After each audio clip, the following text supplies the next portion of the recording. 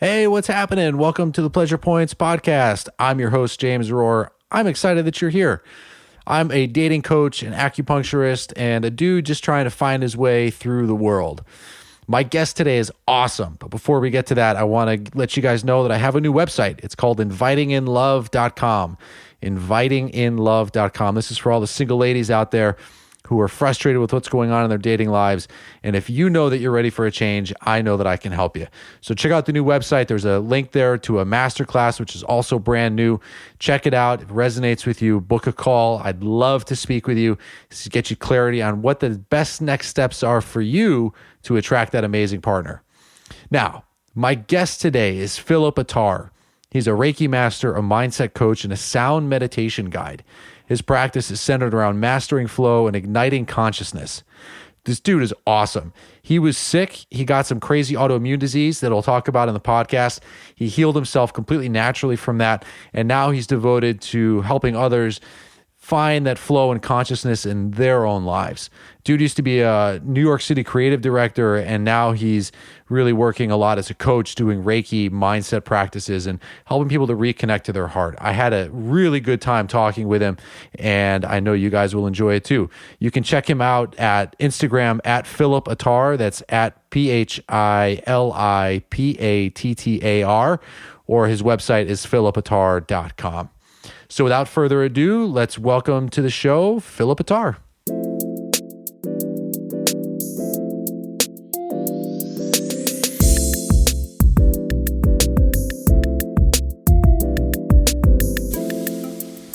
All right, and we're live. Hey, Philip. Thanks for coming. It's good to be here. Thank you so much. Nice to see you. This is super exciting. I think you're the first guest that I've had that I didn't know prior to recording. So I had seen your Instagram, which you do a great job of. And I was like, what's this guy throwing down? He's like aggravating people's issues. He's like, how unhappy are you with your life? And then I saw that you were, the kicker for me was that I saw that you were doing some sound stuff at Maharose. Yeah. And a friend of mine was on an earlier podcast, and she had taken me to breathwork there a few years ago now. And she's one of these people who is like really into like shadow work. She's like always doing the thing. And when we went, she was preparing to like do some deep work. And her experience, she was next to me when she was doing it. She just kept giggling like the whole time. The other people are crying and screaming. It was right after Trump was elected, so there was a lot of like Greenpoint angry things being thrown out there. And she's like giggling and laughing. And afterwards, I was like, dude, what the fuck? And she was like, I think I just had like a 45-minute orgasm. Wow, you can indeed. I mean, you're moving that chi around, so for sure. Yeah. So then when I saw that you were at Maharose, I was like, all right, let's check this guy out. And I'm just super stoked that you're here. Thanks for coming by. Oh, thank you. Yeah, I love Maharose. I do a workshop there every now and then, every couple months or so. Also at Taryn Toomey in Tribeca in New York City. I'll do like a workshop where I teach people how to cultivate flow, which is popular for New Yorkers, especially in this crazy, chaotic city. Sure. Everyone in New York, we're always reacting to the city. We're like, well, New York is tough. New York it's crazy here. It's like, oh my God, there's like shit hitting the fan every day. It's like there's traffic, there's my job, there's my boss, there's like this, there's like that. There's all these external conditions. And it's in urban cities like New York, it's compounded, right? It's like, it feels even more intense. So yeah, to have a place to kind of allow people not just to meditate and find a calm center, but really kind of help people learn, well, why are you reacting in this way? Mm-hmm. Why do you perceive anything in your life in a particular way? Why do you perceive the city in this way? Why do you perceive your family in this way? Why do you perceive your job in this way? And it's when you're thinking about cultivating or mastering flow, which is what I like to talk about, it's like, well, you're mastering yourself, so you change your perceptions. And then, I combine that with a sound bath. I have certification as a sound meditation guide, sound healer. So I drop people down into a lower brainwave state so they can relieve the stress and the cortisol in their brain. And then we teach them some practical methods to really overcome all their shit. Nice. How would you describe flow? Well, it's funny. Flow is, I feel like a lot of people in our culture, in modern culture, we kind of, in a beginning sense, we have a misunderstanding of what flow is.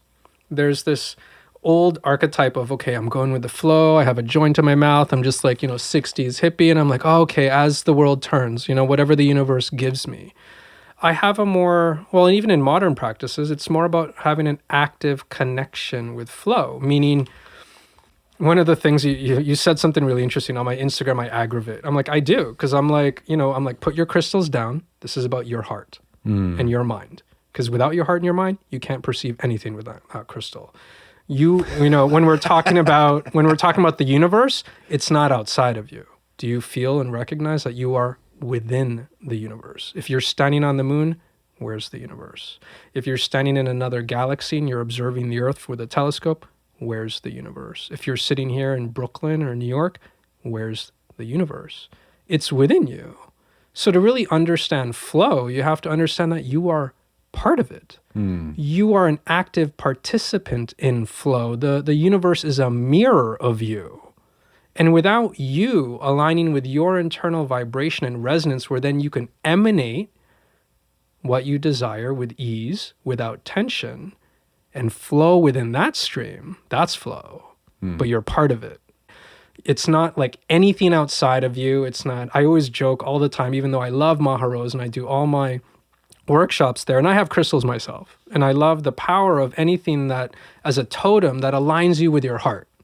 Whether I grew up Roman Catholic and it was the Jesus cross, or Santo Nino, my mother's Filipino, or my father's Iraqi, he's Muslim. So I had the Quran on like one side of my desk, I had the Quran, the other side I had the Roman Catholic Bible. I'm like, when I open both of them, they're both talking about the same thing. But it doesn't matter what I need to align myself. It's all language. It's all totems. It's all tools.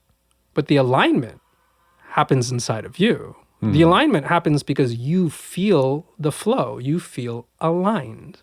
Now, when we don't feel flow, when we're like, my job is going like shit, I'm not making as much money as I want, my marriage is going to like crap. Like I myself went through a violent divorce. So it was like everything was chaos. My mother-in-law died of cancer. I actually had cultivated and manifested Graves' disease, where I became permanently cross-eyed and my eyes were bulging 7 millimeters out of my eye socket. Whoa. My left eye was like permanently looking at the ground. My right eye was looking at the sky, and I was like not in flow. Holy shit. How old are you when that happened? 33, 34. Whoa. And it was just, again, after decades of a career, sidetracking a bit, but I had a career in fashion, advertising, branding, and what anyone would look at as like a great career, working for the best brands and agencies in New York. And when the stress builds up, when you're not in flow, i.e. you have tension towards any part of your life, and you accumulate that tension on a cellular level. And when you're not aware of it, it builds up in your cells. It's building up inside of you. And until you recognize that you are responsible for all of that, it'll build up to the point of, with me, it built up to the point of dis-ease. And that's when we're not in flow. So, yeah. Awesome. Fuck. Yeah, that was crazy. Did you wake up one day and your eyes were askew, or was it like a slow thing? Well, it's kind of how I got into this practice. As a Reiki master, mindset coach, and a sound meditation guide, I was actually working full-time in fashion for a few decades, or 16, 18 years. Had a great career working for all the top fashion agencies in New York, had everything I needed, got the paycheck, got the car, whatever. And I was married and I thought everything was going well.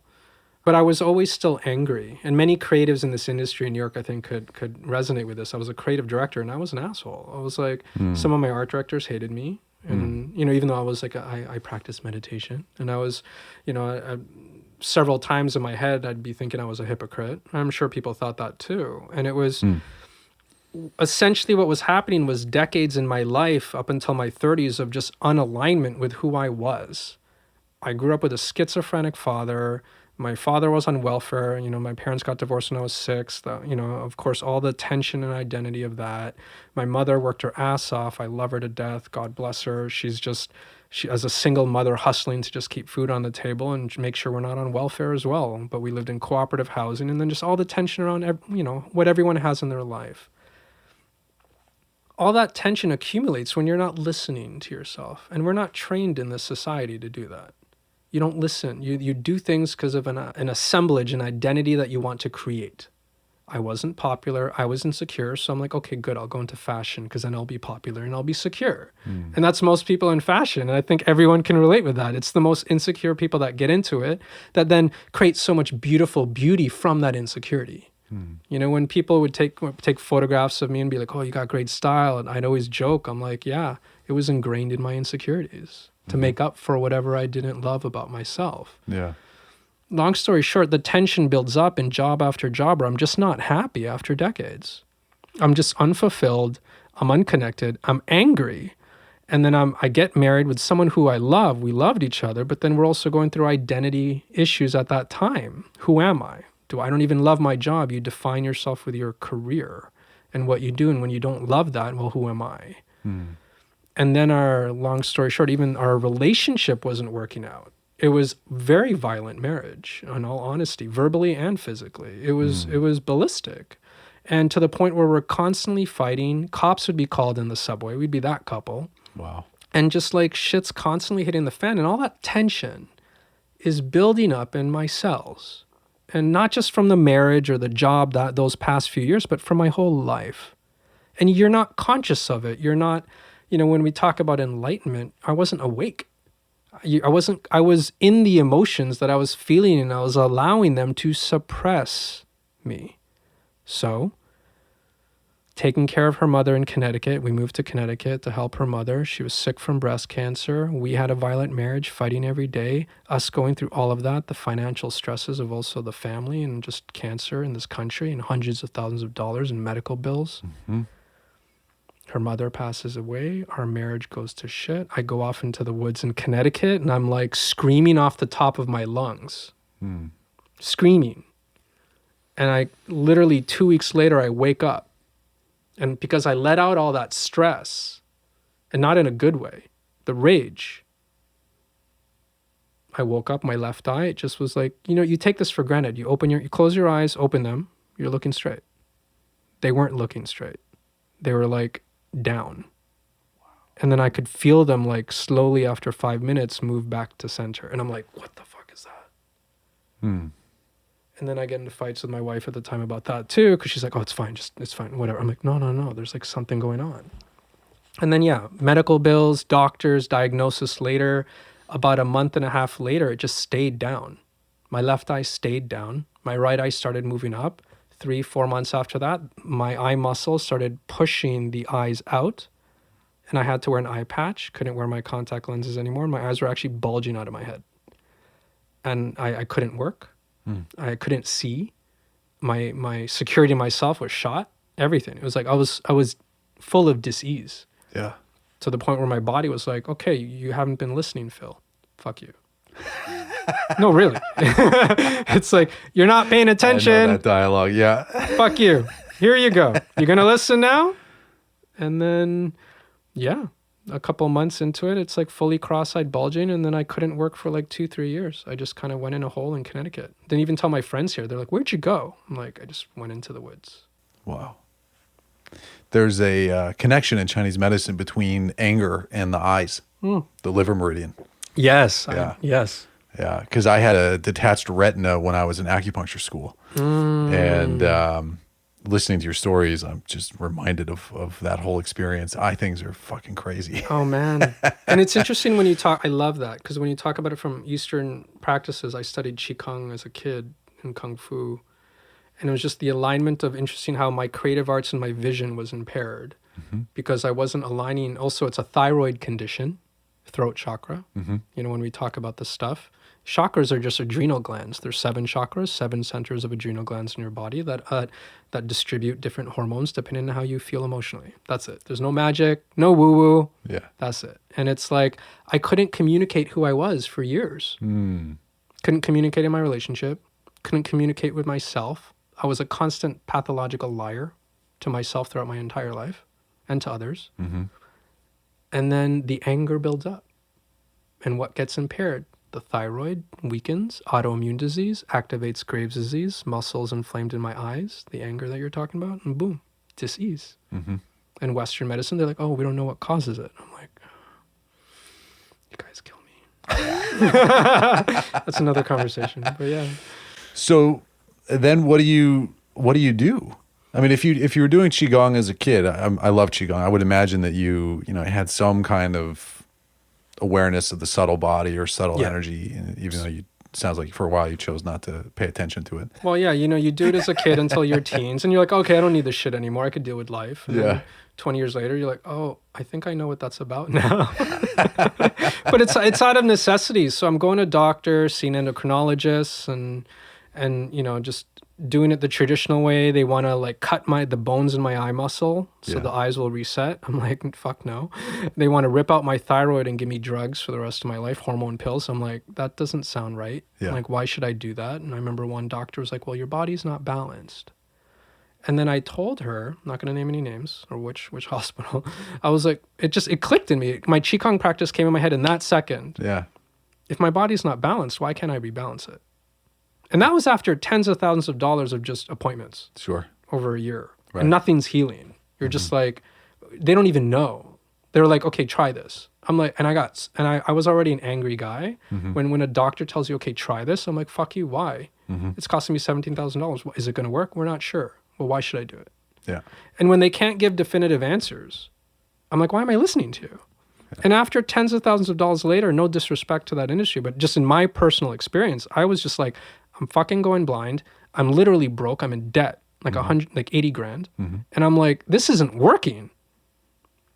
I was so angry. And then something clicked with the balance. I'm like, well, if my body's not balanced, I'm going to try and balance it. And then I was just like, boom, change my diet. I ate like crap. As an expense account advertising guy, I was 30 pounds heavier than I am now. I'm 150. You look at old pictures of me even on Facebook, or even like my girlfriend, I showed her some, she's like, oh, you look like a dick. I look like that guy, that New York ad guy. Oh, she literally said that last week. I showed her a picture. She's like, number one, I'm 30 pounds heavier. She's like, you look like a dick. That's amazing. And I'm like, yeah, I was. V-neck shirt, hair showing. I was like, oh, dude, that was a phase. But man, it was like a state of disease. And then you realize, oh my God, hold on. Let me change my diet. All this stuff you hear about now. No preservatives. Everyone's like, what diet should I do? It's so simple. No preservatives, like whole food. Whether you eat a little meat or not, there's another debate there, but just whole food, period. If you can't pronounce it, don't eat it. Right. If your body can't process it naturally, don't eat it. No sugar, no sodas, no juices, just water and vegetables and just whole grains, and that's it. And that's all I did. And then I just committed to Qigong and meditation every day with consistency. Not like, let me try it once every month. Right. It's like, let me open up this app and let me try it. Now I'm like, no, I was going blind.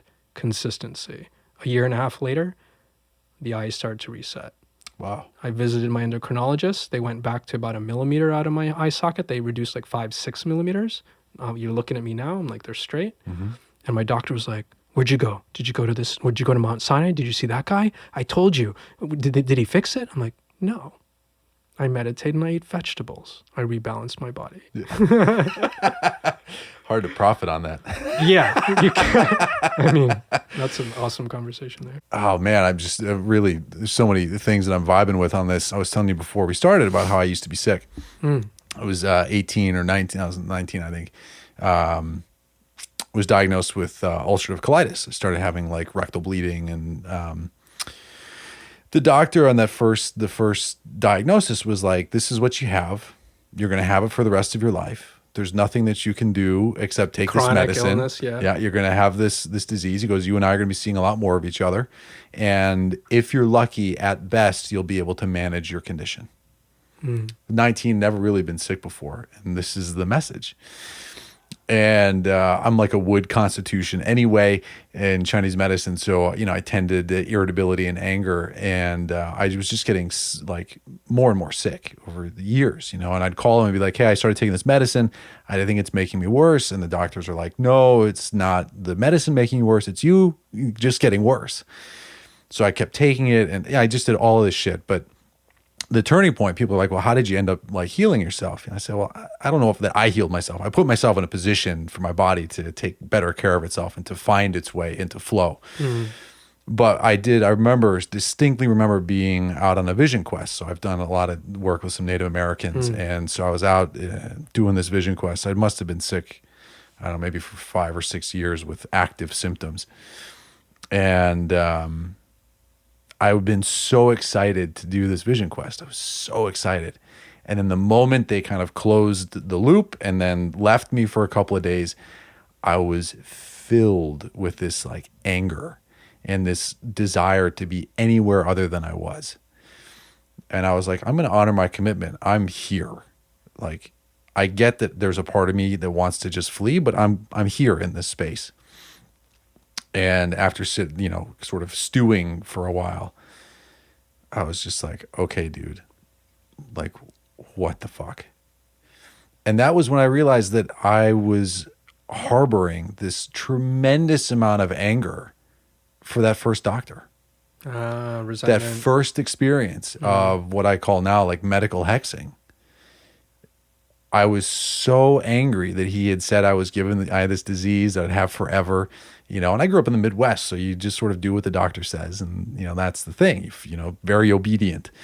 And I had to really look at that anger, and then I just followed the anger thread from the doctor. And then, where else did it go? But I think that becoming aware of all of that anger and irritability and resentment that I was holding internally was a huge turning point in my healing. Because I mean, you can't heal. I don't think you could really heal if that's the kind of shit that's going on inside your body. No, you can't. I mean, there's two huge things that are happening there. There's the biology of belief, which is, the medical, what do you say, the hexene.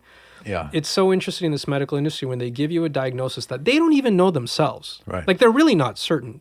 Like, they can't say with definition that for sure. They're like, most likely you will have this for life. And then you think you will have it for life, and then you perpetuate that. So let's dissect medically what's actually scientifically happening in the biology of your body.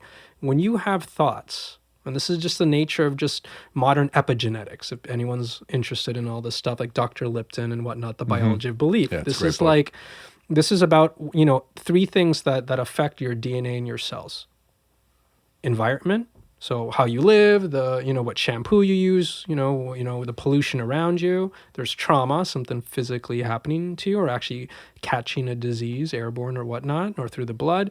And then there's thoughts. Those 3 things affect your cells, and what they actually affect are the proteins that are attached to the DNA molecule. And the protein changes shape based on positive or negative electrical impulses depending on your thoughts that either can activate or deactivate a genetic function or malfunction to actually strengthen your immune system or weaken it and suppress it. And when we're angry, we're essentially in fight or flight mode. This is modern science. It's like, and then adrenaline rushes and all the energy in your body is rushing to go towards anything to survive, like as if you're being chased by some saber-toothed tiger. Meanwhile, nothing's happening except for your anger and emotions that are angry and suppressing the cells in your body. And then maybe you have a genetic predisposition, but then you activate it. Yeah.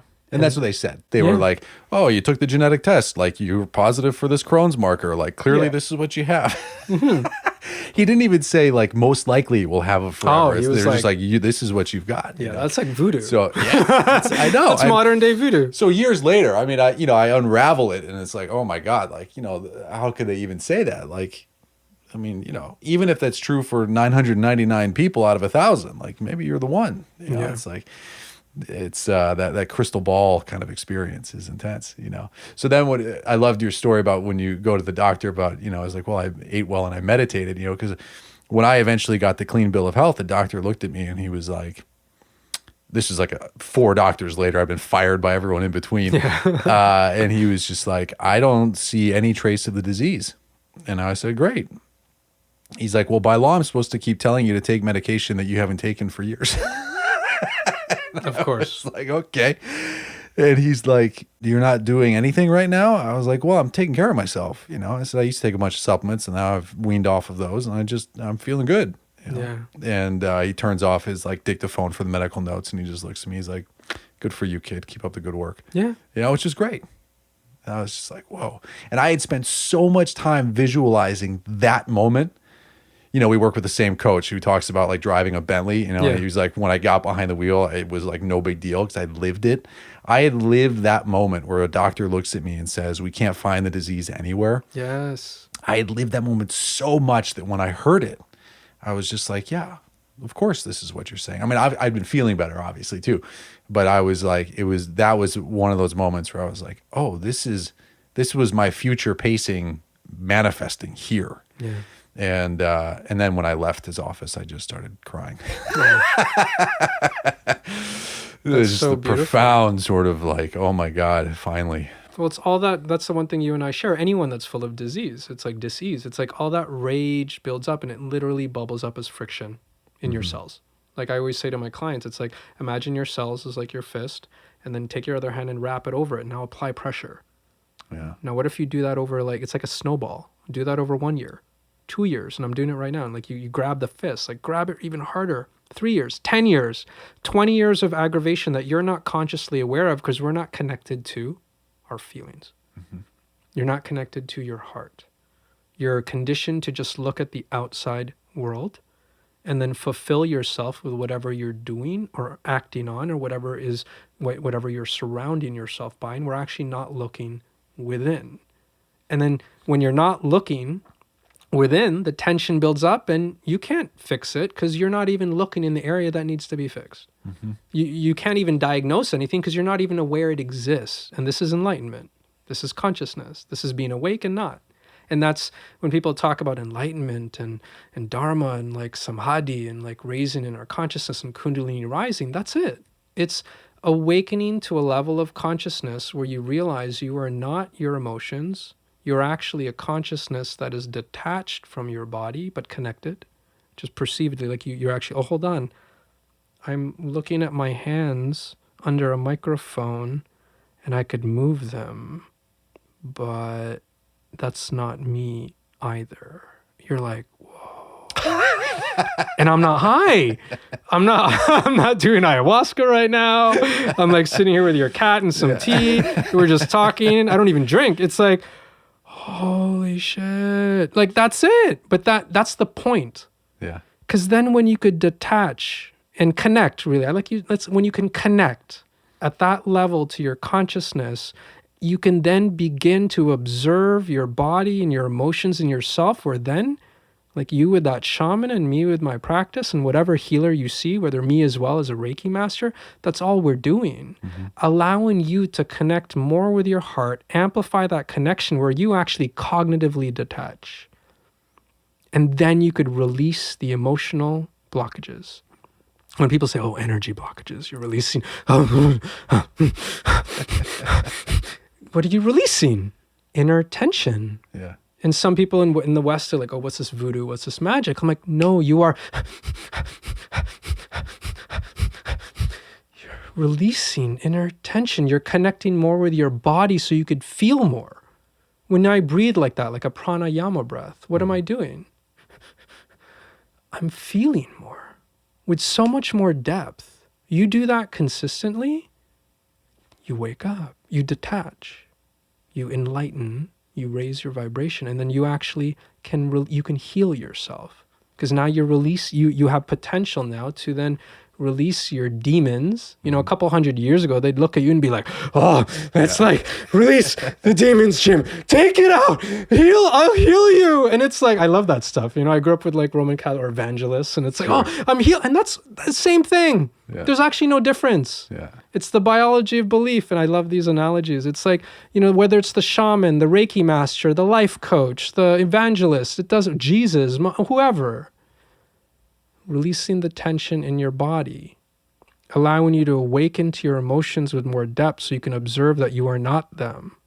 Release the tension in your body with so much hyper subtlety and power that then your immune system can kick in and do the job it was meant to do because you're not in fight or flight anymore internally. And then boom, your body begins to heal itself. When you talk about detaching, Could you be specific about what exactly it is that you're detaching from? Is it detaching from the illness or from the what people call like the detaching pain from body? your brain. It's like when you're unconscious, when we're living life on a daily basis, generally speaking, until you, awaken to the fact that you are consciousness, and whether or not you're listening to this conversation and whether or not you know what I'm talking about or you understand the concept or you actually feel the truth of detachment, it's really like when you're living life and you're just wrapped up in your emotions, you're just in it. You're like, I'm driving, I'm getting in my Uber, I'm getting dressed, I need to get to work. This is what I got to do for my job. I got to feed the kids. I'm taking care of the cat. Oh, it's a stressful day at work. You come home, you feel everything that you're experiencing, but you're not necessarily aware or think you're in control of any of it. You only think you're in control of your actions. And this is what I teach my clients. It's like you could be changing your environment, job or marriage or relationship for years on end. If you're still unfulfilled, you're not connected with the truth of who you are. And you're filling it with external conditions. And then when we're doing that, we're in our minds. Where are we? We're in the thoughts. We identify ourselves with the thoughts. So part of my practice, or any shaman, quite frankly, it's all the same. It doesn't matter what modality. It's like, let's connect you more with your heart. So in time, when you can consciously connect to your heart with more consistency, you could begin to feel more your body, feel the sensations and energy in you. It's like listening to a music track. You listen to it once, you're like, oh yeah, I dig it. You listen to it 100 times, you're like, oh, look at that riff. I didn't even listen to that. I didn't hear that before. That's what you're doing with your body, to the point where eventually, whether you need a hallucinogen or ayahuasca to actually activate it for you, or whether or not you can just, with your own intention and practice, an internal practice, that's the whole point of meditation, you're observing your insides more, where you become more subtly aware of the energy inside of you. And then one day you're like, oh, not my thoughts. That's detachment. I'm not my thoughts. But again, I feel odd saying it because at once you detach from the thoughts, you detach from identifying yourself with the thoughts and the emotions. And then you realize that I am connected to my consciousness. And it's my consciousness that is actually running this show. And I'm this puppet that I can direct within universal laws. There's only so many things I can do. Like 95% of my subconscious controls my behavior. Past conditioning. 5% or less is conscious thought. Oh, okay, I dig these laws. So now that I'm aware of them, I don't have to fight it. Now I can learn to flow with it. And that's the point of learning all of this shit. That's the point of reading all these books and awakening to enlightenment. You're essentially awakening to principles of just life. Like in the Tao, when they're like, observe the flower and you see life. And when I was young, I'm like, what the fuck does that mean? You're like, what are you talking about? But you're like, oh, a flower lives and a flower dies. A flower fights tension to grow out of the soil if nurtured well. It rises up to the sun intuitively. There's forces beyond it. It's intelligent, but it's also part of a system. And when you're looking at like the Tao, when you analyze this stuff and you read it and you really become one with it, you're like, oh, that's me too. Because we're all part of the same universe. Oh, I don't have to fight it. Now, this is when I can really flow with life. This is when you could manifest what you desire. This is when you can heal yourself of disease and Crohn's and Graves' disease. And my eyes could actually uncross, and they said the same thing. They're like, okay, you don't do these surgeries. You'll just live with this for the rest of your life. I'm like, yeah, fuck you very much. No, thank you. It's like, sorry. It's funny as a spiritual healer, even my clients are like, oh, you swear a lot. We love this shit. Yeah. I'm like, yeah, I mean, this is real. Yeah. But it's awakening to a level of cognitive detachment by connecting with your heart. That it just automatically happens. Yeah. That's amazing. I love the way you put that. I've been listening recently to like Joe Dispenza's stuff, and it's like, it's all about connecting into the heart and the heart field. And years ago I heard about Heart Math. Yeah. Heart Math Institute. Totally. It's great stuff. So much data. Yeah. On the power of like, and the expanse of the heart's electromagnetic field. Yeah. It's like massive. But I wanted to ask you, because people ask me all the time about Reiki and Reiki practitioners. And my joke as an acupuncturist is, I used to live in Miami. And so in Miami, it's like everyone there is a realtor. Like everybody's a realtor. And that's what I like to think about Reiki practitioners too. It's like, there's a lot of people that say that they're Reiki practitioners or that they do Reiki, but there's a huge difference between people that are really kind of good at it, basically. And so not all Reiki practitioners are alike. So I'd love it if you could explain a little bit about kind of your approach and your take on Reiki and all that. That's actually an awesome conversation, an awesome question, because I have a lot of tension towards, not tension. There's a lot of, I feel I'm also here to help, like, okay, let's create a new discussion around Reiki. Reiki essentially is a Japanese version of a Southeast Asian process. Like Usui, the Reiki master who came up with Reiki 150 years ago, he actually found Sanskrit manuscripts. So he didn't come up with it. Oh, cool. Every culture's shamanistic healing practice is centered around the heart. Period. Whatever you do, it's around your internal energy in your heart, whether it's Qigong, some type of heart-based meditation, some mantra that you have to feel the connection in your heart. I mean, Roman Catholic Jesus, what was the image? His heart bleeding out, like coming out of his body, emanating with rays. I'm like, that's Reiki. It's like, and biofield energy, you look at those I just envision the poster I had in my room of like Jesus with his heart and like rays coming out of it. I'm like, that's Reiki. It's like your biofield energy. Yeah. Reiki essentially is just connecting to your heart with more intention consciously so you could amplify that energy, lower your brain waves, lower the cortisol stress hormone, increase dopamine, increase immune response, and then you heal yourself. I'm not healing you. I'm enabling you to heal yourself. We can also talk about frequency and entrainment. We're made up of vibration, which has a resonance, which has a rhythm, which has a frequency.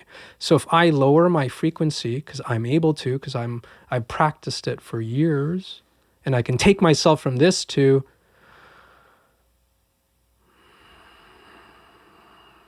this within minutes, just like tuning a piano that's out of tune. You take a tuning fork. You take it at a higher frequency. It's a bit low. You hit it. The string entrains itself to meet it halfway. And that's just physics. Mm-hmm. Same thing happening when you walk into a room. You walk into a restaurant. They play calm music. You walk in. You're like, oh, I feel chill.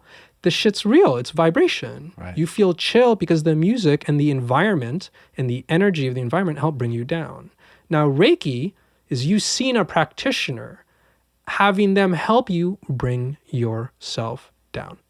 That's it. Now, I will be very direct because you say I like to aggravate, and I do. There's a big problem in the Reiki industry now that I really want to talk about. We give away certificates like no fucking tomorrow. Mm-hmm. Everyone, you're right. Everyone is a Reiki practitioner because that's how I got it. It's a 1 to 2 day course. It's the same thing I got. I didn't even take a course. I had a practitioner who. She knew I was an acupuncturist and she's an acupuncturist healer or whatever. She goes, do you do Reiki? And I said, I don't know. No, I said, no, I don't, whatever.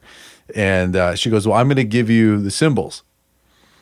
So which is visualization. So she blew, like she exhaled at the top of my head. Yeah. And she put her hand like on my chest. Part of an attunement. And she goes, you have the symbols now. You're level Reiki 1 or level 2 or something, And I was just like, what the fuck? It's stuff like that, okay, let me back up by saying, number one, we are all made up of energy. You don't even have to call it Reiki. You don't need a certificate. The point is, are you practicing your connection to your energy and recognizing in Reiki, this is the big point, that you are not in control of it? That's actually a big Reiki principle. It is flowing through me. I'm not manipulating this person's energy. I'm not some voodoo healer. It's like, no, you enter into a state of allowing on a cellular level where you actually open up literally on a cellular level and allow more energy to flow freely through you. And that's it. And what is that practice? That's a practice, if you're mastering it, of releasing the tension internally, learning to lower your heart rate, open up the cells. Now, whether or not you need a mantra to do that, to focus your intention, or I use geometry meditation with my clients, whether or not you need a Japanese symbol, the Reiki symbols that you actually trace out in your head, which is geometry meditation, It actually impacts your neural pathways. That's a whole different conversation. It actually literally massages new neural pathways because you're tracing a shape in your mind. And that has a whole different benefit of the pineal gland and activating more chi and activating more energy. But they never really describe that in Reiki. No, I've never heard that before. They're just like trace out the symbol in your head. Yeah. And they're like, no, this is impacting your neural pathways, your connection to your pineal gland, which releases different hormones, opens you up to a state of expansion where you could bring in that energy through you. Now I lower my heart rate so much that you lower yours too. I always thought it was just to like hold someone's focus. Intention. Yeah. So it's both though. There's something biomechanically, biochemically happening in your body, and then any mantra or symbol is there to help bring you back. I lose my focus. I'm thinking of whatever, my car, my bills, my dog, my girlfriend. I'm like, okay, hold on, bring me back. Use a mantra. Bring me back to where though? My heart. Bring me back to my heart. Now, whether you call it Reiki or need a certificate, that's not the point. The issue I have is consistency. You can't learn consistency in a 2-day workshop. You can't. And most practitioners, the way I learned, they didn't teach me about it. They're just like, okay, well, they say keep practicing, but they're not like, okay, well, what am I practicing? And I feel like it lacks at least a little bit more description. Because in the past, it was very beautifully poetic. Because also the way I learned Qigong and Kung Fu, it's a little vague, but that's the point. It's like, don't analyze, just feel it. Like my Kung Fu master. I'm like, well, how does this work? What is it? He's like, stop fucking asking questions. Right. Just keep doing it till you feel it. So I understand that. And that's actually a huge Japanese also principle in teaching verbally, and everything's through, they don't write anything down in Reiki. It's like, actually, it's spoken, it's passed down verbally from generation to generation. That's the original principle. It's Western culture that wants to give you a handbook and write it all out. And it's also Western culture that I have to admit that's like, okay, well, I want to know what's happening. But I think because of the way people think now, it would help them to describe, this is a heart practice. You're increasing your biofield. You're lowering your brain waves. You're entraining your body, which is helping someone else entrain their energy. And then they can enter into more allowing and openness where they can feel more energy and not be as blocked. And that's it. That's Reiki in a nutshell. And I think that's also the reason I stopped giving away Reiki 1 and 2 certificates. I stopped last year. I'm like, I don't like this, 2-day session, even sometimes 4-day for Reiki 2. And then a year later, someone's emailing me, well, Phil, can we chat? I'm still kind of unclear. I'm like, well, then fuck it. I'm not going to teach it like that. I'm going to come up with like a 6-month course, and whoever wants to learn it, yeah, we'll dive deep. Sure. And then you will feel it. And then now you can actually practice it because you feel it for yourself. So I feel like a little bit more of that is needed. Yeah, it gets back to what we talked about before we started recording about commitment. There's the huge value of being committed. Yeah. And what that does to the body and the energy field and outcomes ultimately. Yeah. Well, and it's easy to commit for a day, for, a couple hours, but to make that as an ongoing commitment is hard. Well, Usui's first student, the woman in Hawaii who brought it to America, she, like in the beginning, Usui charged $10,000 equivalent for anyone to learn from him. And that was the same principle even in my Kung Fu. It was like, who's committed? It's like, when Batman has to get that flower and bring it up to the top of the mountain and like, I forget, the Dark Knight, or all these stories of some healer or guru being like, you got to like climb this mountain and do all this stuff to find me, and then I'll teach you maybe. It's like, that's commitment. And if everyone's giving it out, and it's this odd, I can't fight it too much, because on one hand, everyone just wants to share more love and energy, and you can't, that's beautiful. That is beautiful. So there's this like interesting thing that, quite frankly, yes, that's needed. So I'll kind of take a step back and be like, okay, yes, that's needed. But now how can we do it with a little bit more intention? Have people really dive a little bit deeper. Like maybe it should be a month course. Come on. Like 4 weekends at least. It's like, but we need to do that as practitioners and take responsibility for it. I also am a marketing guy. So from a business perspective, there's a reason these Reiki practitioners do it that way, and I can't blame them. The more classes they give out, that's how they make their money. Sure. You can't make money doing single sessions. Good luck. It's like trying to fill your time with that. But the more classes you teach, the more turnover you have, the more people you could actually have in a class, 20 people, charge $300-400 a pop, and you're in business. There's nothing wrong with that. Full respect. But again, there's a little missing piece still. It's like, how can we hold people accountable? Do we need to charge them $10,000? Maybe not for Reiki 1, but honestly, for Reiki Master, Yeah, you should. Because then that person will show up and they'll be like, I'm really committed. Yeah. And then you'll get people who are more committed, who will actually create a sustaining practice and actually probably teach with a little bit more depth. But yeah, it's about, the reason you were able to heal yourself with your Crohn's is because it's like when you're in a state of disease, you have no choice. Right. You're committed. I was almost blind. I'm like, what am I going to do? Yeah. I have no more money for drugs. Right. So I'm committed. But the whole point is to not get to that point. So money in this culture, I have to admit, it's an interesting thing that a lot of healers have so much tension with. I'll find it's pretty safe for me to say that most people in the healing industry are very giving, beautiful people, but they don't think of themselves, so they don't think they should charge. Right. There's huge stigmas around it. Huge stigma. It's like, this should be free. Yeah. Why? Like, where's the value in free? Does someone show up if I give them a free session? Like, it's interesting. When I gave away free sessions, which you have to in the beginning to actually just get practice, but the people didn't get as better a result till when I actually started charging. Because the people that had to pay were actually invested in it. Yeah. And we have to understand that that's part of this culture. It's part of modern culture, money, it's dimensional. It's like there's something here that we can't shy away from that doesn't need to be, douchey or kind of crazy, but at the same time, it's about commitment. How committed are you to your own healing? And as a healer, how much do you value yourself? Because if you don't have a sustaining practice and you're doing this part-time, hustling with 2 or 3 jobs, trying to figure it all out, then how many people are you really helping if you can't sustain a business? And that's a real conversation that we need to have too as healers. Yeah, 1,000%. I've seen it in my acupuncture practice where I've had a few clients who they love to gift sessions to their friends. Yeah. And this one time, this guy who's giving away a bunch of sessions, he's like, how come they don't keep coming back? Yeah. And I have like a 98% retention rate of, if I see someone once, I'll probably see them a second or third time, Yeah.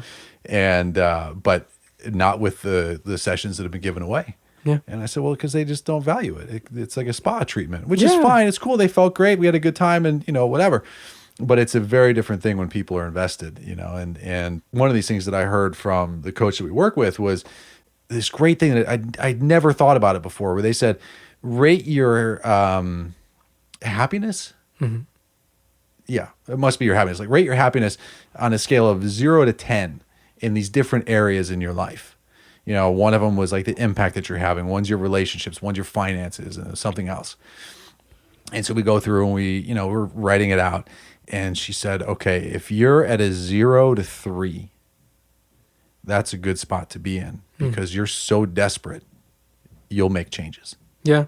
And she's like, and if you're an 8 to 10, that's also a great spot to be because you've got enough positive momentum that you'll want to keep that going. And she said the death trap for transformation, 4 to 7. Totally. She's like, you have just enough success that you feel okay you coast. if you don't do anything. Yeah. That's when you're coasting. Yeah. I get so many clients like that come to me. It's interesting. It's like they don't have enough pain, but they think they're fine. But they're still calling me. So I'm like, well, why are you calling me? Well, things aren't still working out, but I can deal with it. Yeah. And it is a dangerous spot. I actually find it even more dangerous than being in a state of disease because then you can hum at that level where then that's how you get in a state of disease. Right. Because like me, I wasn't paying attention because I thought I had money in the bank. I kind of like my job.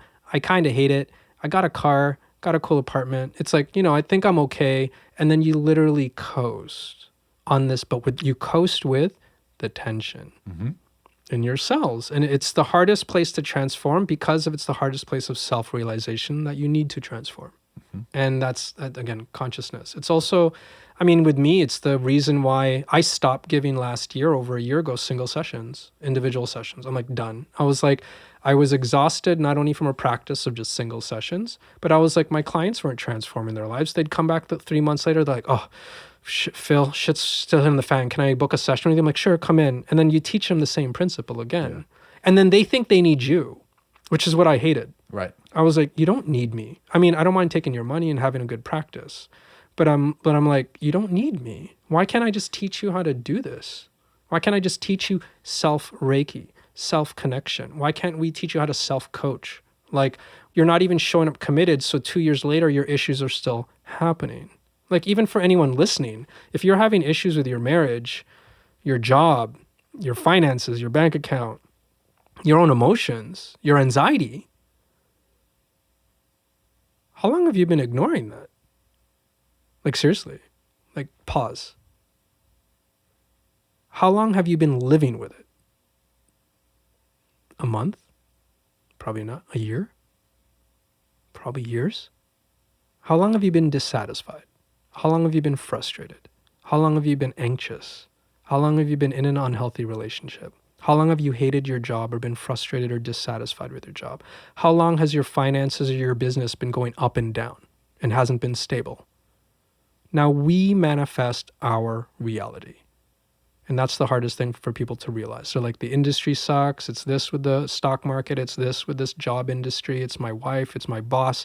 Like, no, we vibrate and resonate at a frequency and we emanate that based on our emotions and feelings. And then we either can act consciously with power and confidence, or we act with hesitation, apprehension, frustration. And then you ask yourself, well, why do you think you don't have much money?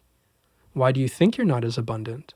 If you have hesitant energy, then you get hesitant outcomes. Yeah. Bottom line.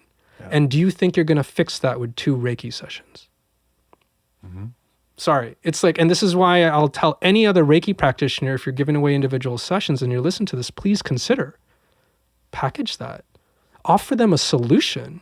People only buy what you give them. And I'm a pro in marketing, did it for 18 years. I'm sorry. It has nothing to do with what people want. It's what can I create to make you want something? And I'll fill that market with that. And you will buy it because I will manipulate you to do it. I'll create a cool ad. We'll do this for this luxury brand. We'll make you feel that you need to attach your identity to this image because you actually don't have an identity. So then you'll spend $4,000 on that coat. Thank you very much. And then my agency will get paid and we'll just repeat the cycle every season. Mm-hmm. But you got to ask yourself, it's like if you're an individual practitioner, offer them something where they can actually come back, where you actually offer them a solution, offer them 4 or 6 sessions in a row consistently and watch them actually change. Awesome. Yeah. And then you got a good business. But the thing is, a lot of healers are afraid to do that. They're like, oh, but I need to help people. Yeah. I need to give away my sessions. I need to only charge 100, 150, 100 bucks for this session. They don't have any money. So no, that's our limiting belief. Yeah. I didn't have any money to deal with my disease, but I had to do it. Yeah. It's the problem with our emotional issues in this culture. We actually don't think it's a big problem because we haven't broken a leg. But if you don't have any money and you broke your leg, you're going to figure it out. Mm-hmm. You have no choice. Right. But with your emotions, what you're talking about, that 4 to 7, you think you're fine? I'm sorry. Think about it. No, you're not. Yeah.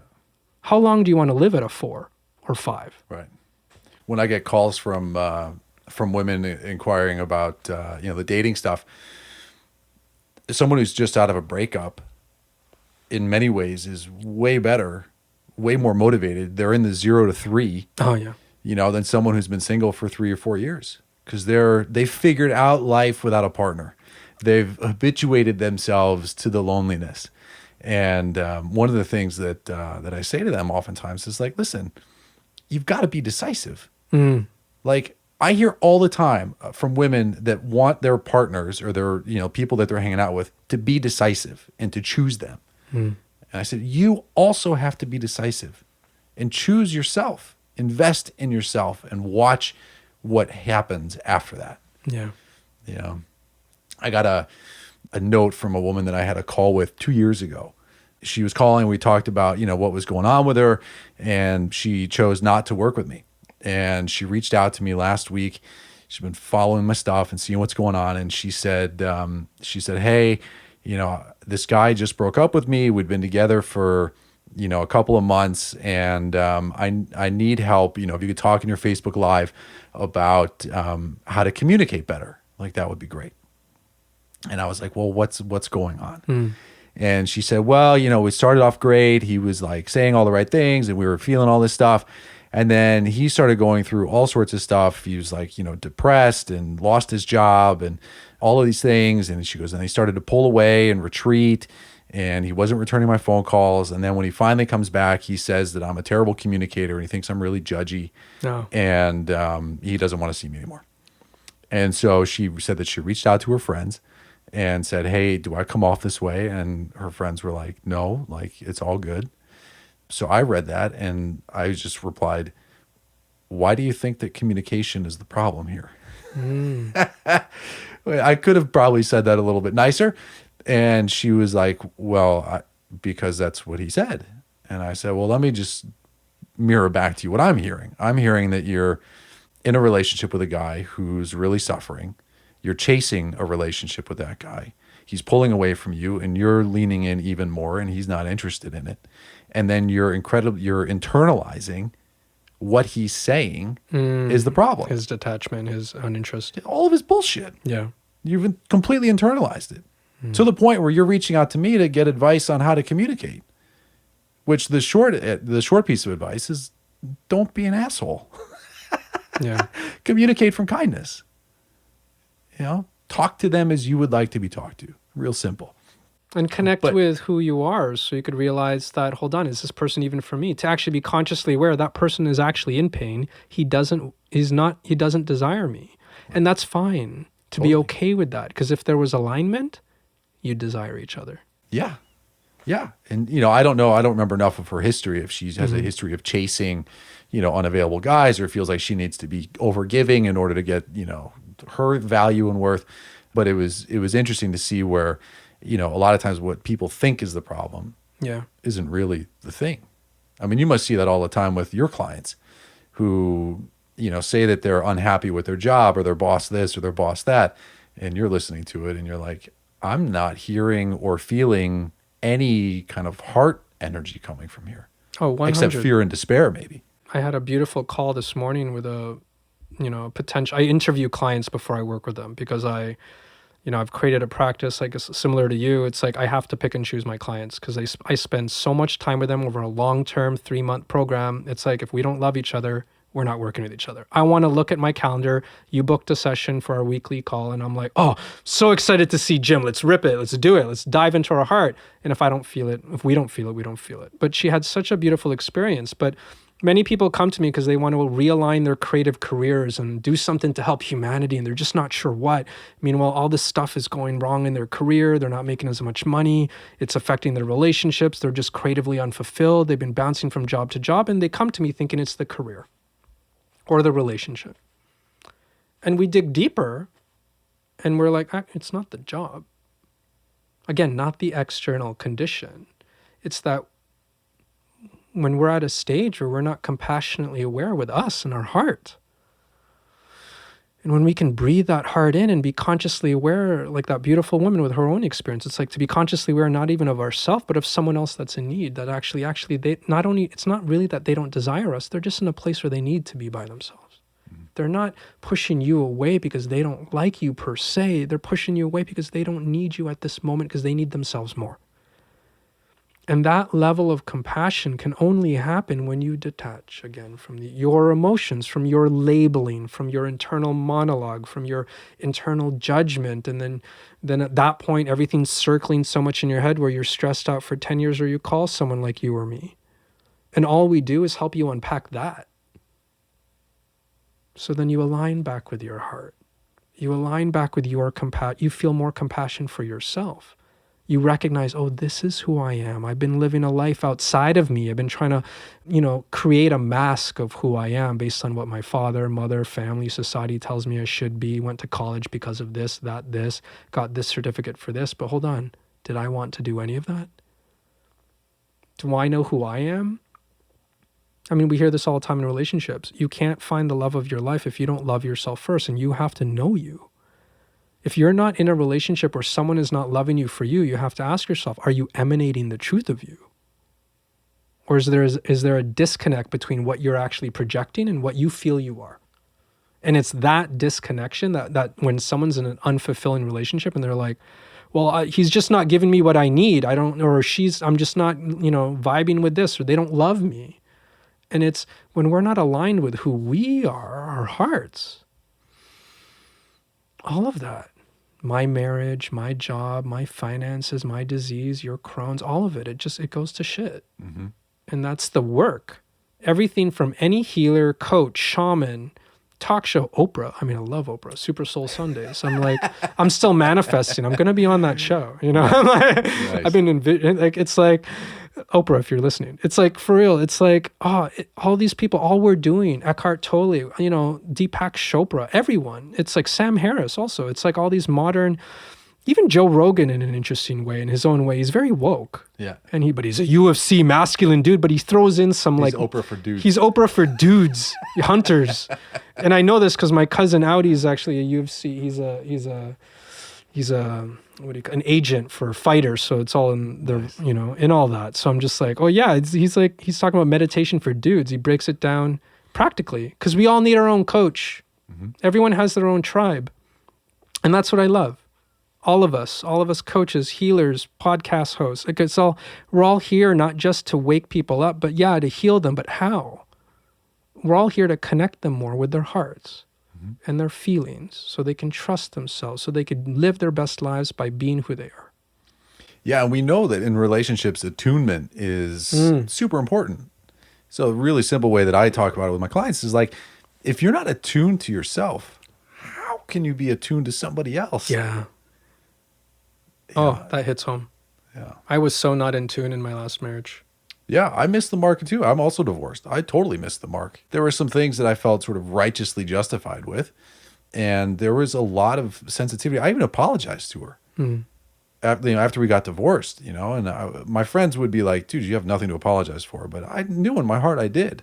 This is someone that I was in a relationship with. We have a child, and I was not able to be attuned to her. She needed a level of sensitivity from me that I didn't give her. Oh, that's exactly the same. Yeah. With my ex-wife, when her mother was sick with cancer, I couldn't give her the love and compassion she needed. I was so full of fear because it was all brand new to me. Yeah. And I also grew up, quite frankly, without a father, like a family. So the idea of family and supporting family as number one was like, I didn't know how to do that. Single mom, I love her. She left me $5. She's like, deal with your day at 6 years old. It's like, you know, latchkey kid. It's like, I can't afford a babysitter. If my sister's not available, just don't open the door. Here's a pizza. And it's like, when you don't develop those skills, again, I wasn't awake to it. I was just like, what the fuck's your problem? I'm here. You know, my wife was in a lot of depression, and so she couldn't work. So I was working in advertising, so I paid for everything, even though I couldn't really afford it. You know, you're trying to fill your relationship with stuff outside of you, you know, and it's like, but I wasn't aware of what she needed, which is compassion, love, and true understanding that family comes first. And my own blockages, my own baggage, crutches that I brought into the relationship, I wasn't able to be. I wasn't awake to it. And it crushed us. Yeah. And that's on me. That was my part of it. Yeah. You know, she had her part, but that was mine. Yeah. And it's interesting when that's it. It's like our past blockages, repeated patterns, subconscious conditioning, because the way your brain remaps or maps a neural pathway in one direction of how to deal with life, and then you enter into a new circumstance, you're like, beep, beep, beep, I don't know how to deal with that shit. And the other person's like, well, I need you to. This is a marriage, right? Well, show up, I need you to. And that's when relationships just combust. Mm-hmm. And what's the bigger issue? We don't know how to give to ourselves first. I had this thought just recently. I've been chewing on it for a little while now. I forget how it came up. I was thinking about what's the meaning that I'm ascribing to failure. And it occurred to me as a thought that I'm sitting with that I was afraid, I probably still am in some way, to be humiliated. And I'd heard other people talk about that before, that's like a thing, and I never connected with it. And I was thinking about it earlier on when you were talking about you and your job, and, you know, it's like, well, I forget how you said it. You know, I wasn't successful as a kid, and I was going to like be seen and be popular and all that stuff. You exactly. know, dressing all the nice shit and whatever. And it's some of that is like that reaction to this fear of being humiliated. Mm-hmm. And yeah, I've been sitting with that. And I think sometimes too, when I was thinking about when I was married with, you know, when there was frustration there, like, why was I so triggered? It's like, was I afraid of being humiliated if we were broke, for instance, you know, if we couldn't afford rent, you know, it's like, was I so dreadfully afraid of being humiliated by that? that instead I just sort of lashed out and was angry and defensive and, mean. Yeah. And I was like, whoa. And as I had that thought, my whole abdomen relaxed. I felt this warmth and just this release in my body. I mean, it's like I just zapped you with that release. Yeah. I felt that. And it was really it's like coming intense. out. Yeah, it's just like, and I was like, whoa. And my dad is a guy who's like super put together, like got all the nice fucking clothes, beautiful house, like the whole thing.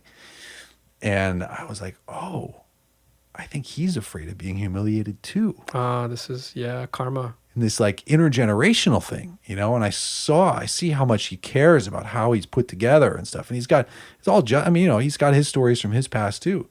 But now I'm like doing this experiment where I'm looking to see in other places in my own life and people that I know and clients and stuff. It's like, how much is this fear of humiliation impacting what they do and don't do? And even my clients with dating, it's like, why aren't you just out there? Like, just fucking text the guy or like send the thing, But that fear of being humiliated, of no-shows, of ghosting, of saying that you loved and then him not requiting that love, It's just like, I mean, that's the whole, when we talk about karma, which is just cause and effect. Again, karma is literally cause and effect. Something happens.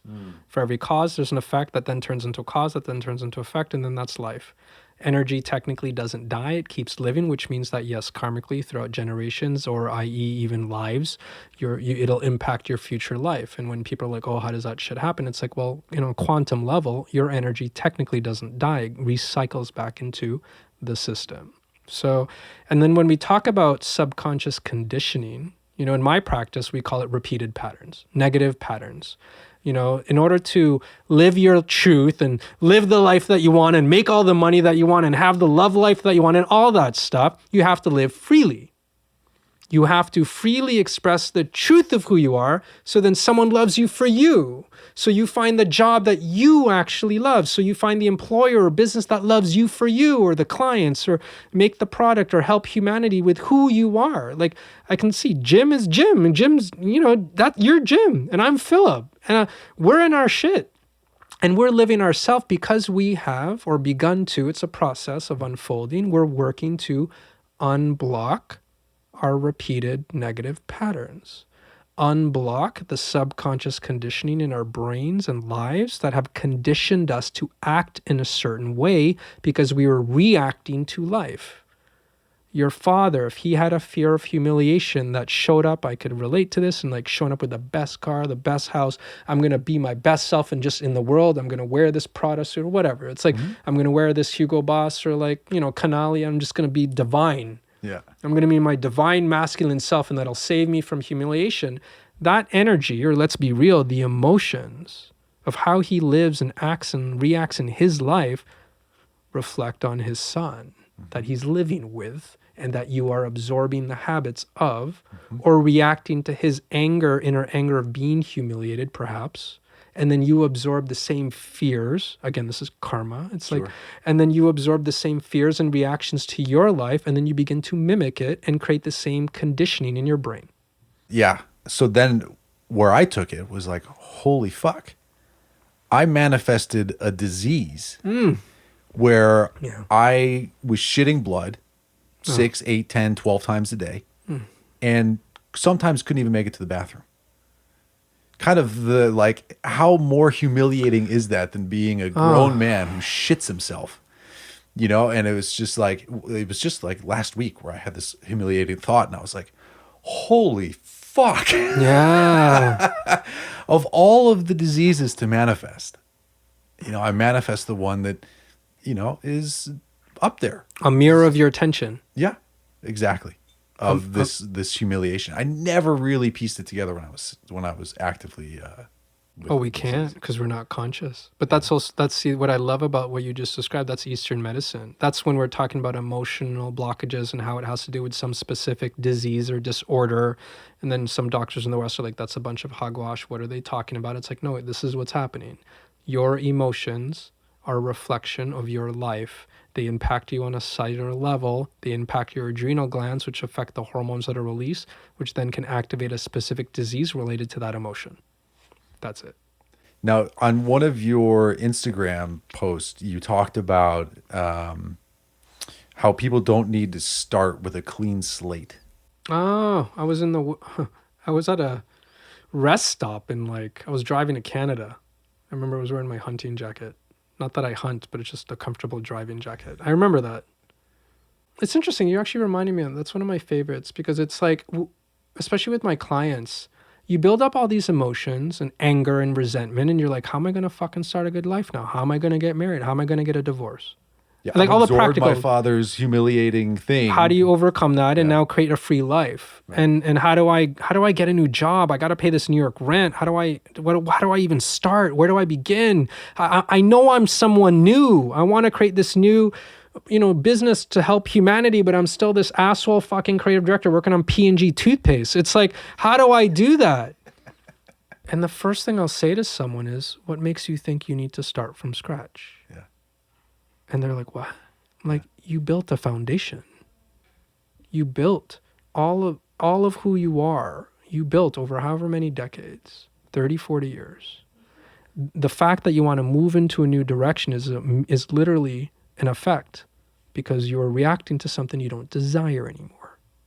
And that's awesome. Because now you can make a decision to actually move in a new direction instead of being just absorbed in our emotions and the failure, absorbed in the humiliation, absorbed in the bank account, absorbed in all this stuff, and actually, again, cognitively detach and be like, hold on. I don't have to start from scratch. I just have to start laying another brick. I just need to start. I don't need to demolish the house. I can just start disassembling one piece at a time and rebuilding an extension to the point where the extension's built. Now I leave the old one. It's like you could reframe your life. And this is us as coaches. This is our job. This is why I find this stuff so impactful on top and connected to heart work. They need to go side by side. You can't just work with the heart. I'd say the heart is the most important part for sure. It allows you to cognitively detach. It allows you to tap into your feelings. It's what our society is missing a lot of, 100%. But then you find even the impression of a lot of meditators and gurus and people in spirituality is like, oh, they're floating, but they're not acting, generally speaking. Or at least there's an image of us not acting. We're like, oh, let's just meditate and we're not going to do anything. We'll float. No, it's like you need the action to create and manifest in this dimensional life. And that has to go with a heart-centered practice where you're connected to your feelings. So it's all in line. Mm-hmm. And it's like when you can detach from yourself and actually realize that I don't need to build a new house. I don't need to start from scratch. I can just come back to this moment and realize all I need to do is take another step in another direction. Where you actually have, you just, in your head, you created a fork in the road, magically. I love, this is visualization. You actually literally as a human are able to be like, oh, I don't have to go down this road that I think I'm only going down where chaos is going to ensue and shit's going to fucking hit the fan and I'll be like another $100,000 in debt. I can actually open up a new doorway dimensionally in my mind. This is us getting meta and literally just take a step in that direction. And then one step turns to 10. And then a mile later, you're on a completely different road. And all because you let go in one moment and realize, I don't need to build a new house. Yeah. Yeah. I love that. I love talking to my clients about, when they talk about their anxiety and anxious attachment and stuff. And they're like, I have these intrusive thoughts. And I said, no, the thought's not intrusive. It's a thought. It's just there. And it might actually be your guide. And getting rid of that might possibly be a terrible idea. Yeah. Instead, listen to it. What's it telling you? Oh, well, it says I'm fat. Well, are you fat? Is it intrusive? It sounds like it might be telling you the truth. Maybe it's moving you to that 0 to 3 range. Yeah. It's tired of being stuck at that 4 and 5. To ultimately get to action, and I know that with your program, your clients that you work with, it's connecting with the heart and then giving them a strategy. Yeah. How do you implement this? And that's what you can't get in a one-off, right? No. It's like this. You feel good for a while. It's like right. a Band-Aid. We talk about that all the time in our industry. It's like these are Band-Aids. You feel great. Yeah. I'm sure everyone leaves single sessions with anyone feeling, oh my God, I feel amazing. Yeah. But your brain, neural pathways, you're not rebuilding them in a new direction. You're not really learning how to build consistency with your own heart connection so you don't rely on that healer or coach. Mm-hmm. And if you want to take action and actually change your life, you need consistency. You need to be committed. You need to actually take new actions in the new direction to overwrite the old subconscious conditioning. That's just math. That's just physics. It's like, and if you're not doing that, and you got to ask yourself, well, this is why you're in the same relationship you don't love. This is why you're in the same career you don't love, because you're not actually taking action. And you can't take action when you're not aligned with your heart. And that's it. It's like, and analyzing our feelings, and it has to be both a heart practice and a mental practice. You know, we have to feel the connection to our heart, so then we can cognitively detach and be able to look at the feelings and go, oh, I'm not the thoughts. Now I can move forward in another direction. And that's how people can actually change their lives quickly. They don't have to wait. Right. Awesome. Yeah. Dude, this has been great. So good. Thanks for coming on. I love this. Who is your ideal client? If someone's listening to this, and what are some things that you would see in them that says, okay, you can work with them, they need to call you? Well, I think on a bottom line, I help people find their purpose. People who feel lost. Like, specifically, because I'm a creative, my niche, like the people I help are people like me. People in a creative industry who are creative professionals who have been probably bouncing from one industry to another every 5 years or so, and they're probably successful on paper, but they're dissatisfied. They have a ton of talent. They have a huge heart, and they want to do something to help humanity. That's it. I don't help assholes. I say that because as a healer, I'm compassionate to everyone, and I'm just joking. So I hope no one takes that quote and it's like Phil's a dick. But it's like, my mission, I found out what my purpose is, and I want to help propel the healing in this world. So I essentially want to help people become healers, whether that's a conscious business, whether or not it's being a more responsible creative CEO, so you could change the product industry, whether or not you want to actually become a healer or coach yourself, but you want to actually spread the love and take action, not just like, let me heal my wounds and live a good life. I'm like, I want to help you heal your wounds and use your creative and empathic gifts to now let's go help humanity. And you go, here you go, boom, here's your ignition. And will you overcome your fears? Yes. Will you overcome the negative mindset and the anxiety and all that holding you back? Yes. But more importantly, you're ambitious enough, and you know you have a beautiful heart center and empathy to give back to humanity. And all you need is someone like me to kick you in the ass and be like, yeah, fuck yeah, let's go do it. Let's go help the world. This is how you do it. Nice. Yeah. I have this image of someone who feels like they're about ready to burn everything down. That was me. Yes. Like, if you were like me, shit down, that was it. Okay. Oh man, I was burning everything. Yeah. Yeah. Thank God I don't drink anymore. Literally, I remember that. Well, dude, it's been awesome. Yeah. So how can people find you? What's your Instagram or? You can find me on Instagram at Philip Attar. So that's PHILIPATTAR. I do videos, and again, like Jim says, what did you call it? Aggravate. I aggravate people on Instagram. So check that out. Yeah, I'm not the typical guy that posts like positivity. And Thank God. There's a reason I to come on if you were. Hey, positivity is a huge part of my practice, right. But it's chapter 8 of 10. It is not chapter 1. Yeah.